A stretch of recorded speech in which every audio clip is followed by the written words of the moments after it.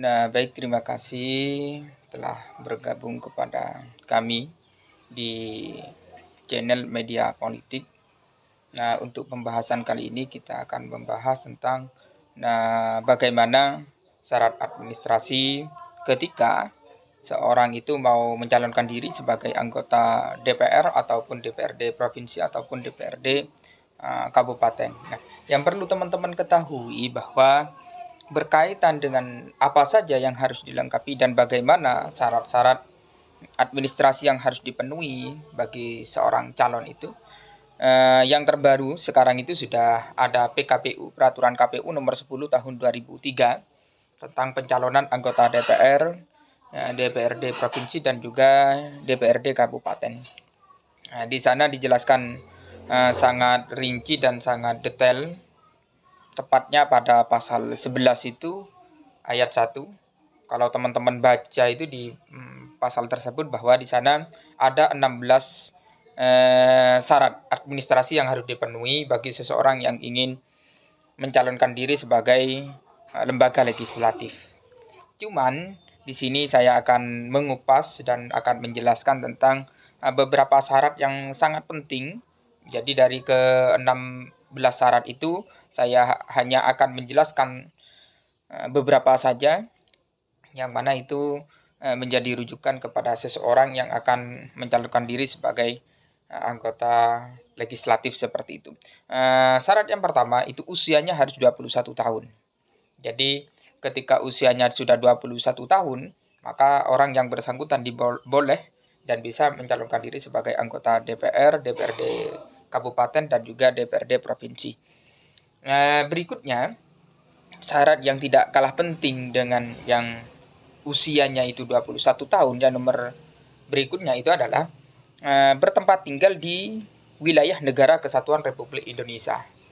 Jadi untuk calon lembaga legislatif ini sifatnya sangat umum sekali. Jadi siapapun dia, yang penting dia itu memiliki bukti, memiliki tanda bahwa dia itu sebagai warga negara Indonesia yang dibuktikan dengan adanya KTP elektronik ataupun KK, maka di sana dibolehkan mendaftarkan diri sebagai anggota DPR, DPRD provinsi, DPRD kabupaten.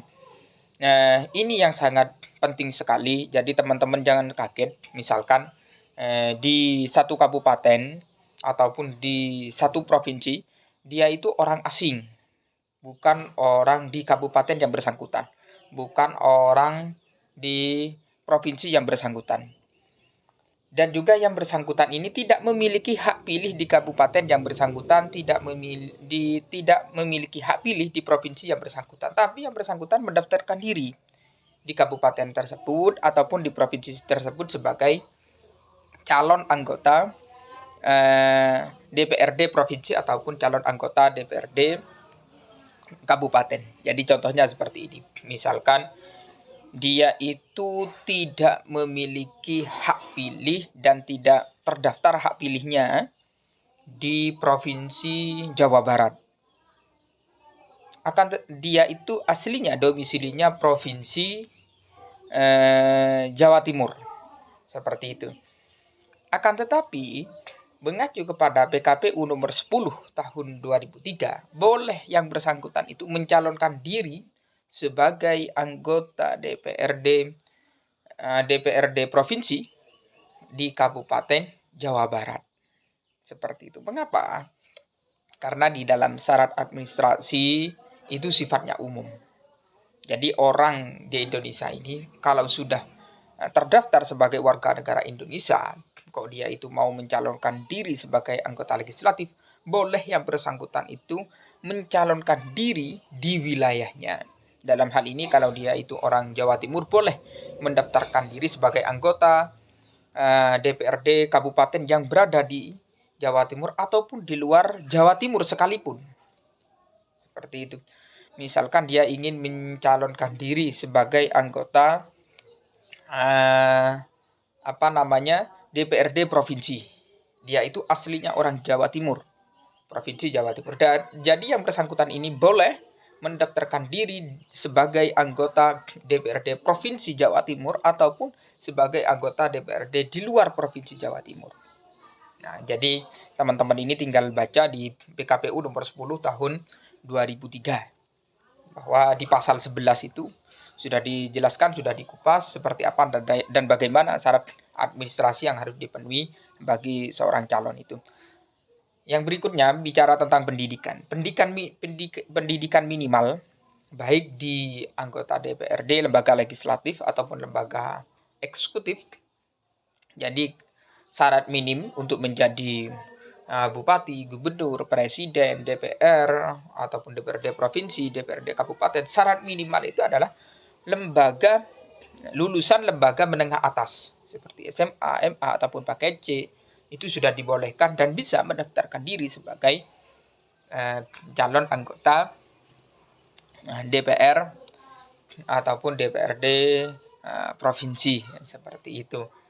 Nah, nomor berikutnya tidak dapat dipidana selama 5 tahun. Mengapa seperti itu? Karena ketika seseorang itu sudah diputus oleh hakim melakukan suatu kejahatan, melakukan suatu pelanggaran hukum yang hukumannya di atas 5 tahun itu termasuk hukuman berat, sehingga tidak dibolehkan mencalonkan diri sebagai DPR, sebagai lembaga eksekutif misalkan presiden, gubernur, bupati itu tidak dibolehkan. Mengapa? Karena yang bersangkutan telah melanggar kejahatan umum yang sifatnya itu sangat besar sekali. Beda kalau seseorang itu hanya melakukan kejahatan-kejahatan yang sifatnya ringan, misalkan hukumannya hanya 1 tahun, maka itu masih diberikan kesempatan, masih dibolehkan untuk mencalonkan diri sebagai anggota DPR ataupun DPRD provinsi. Nah, nomor berikutnya yang tidak kalah penting dari beberapa syarat yang sudah saya sebutkan, itu adalah seseorang yang mengajukan dirinya sebagai calon itu sudah terdaftar sebagai pemilih.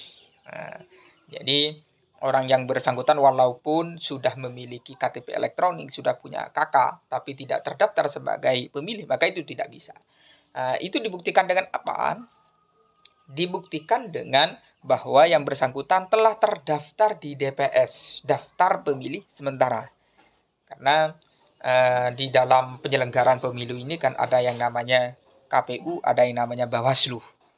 Nah, di bawahnya KPU itu kan ada KPU provinsi, KPU kabupaten, sampai nanti di tingkat kecamatan itu ada yang namanya PPK, di bawahnya itu nanti ada yang namanya PPS. Nah, PPS di bulan-bulan sebelumnya sudah melakukan perekrutan Pantarli, dan Pantarli sudah melakukan door to door ke tiap-tiap rumah di seluruh Indonesia ini dalam rangka untuk menyusun daftar pemilih sementara.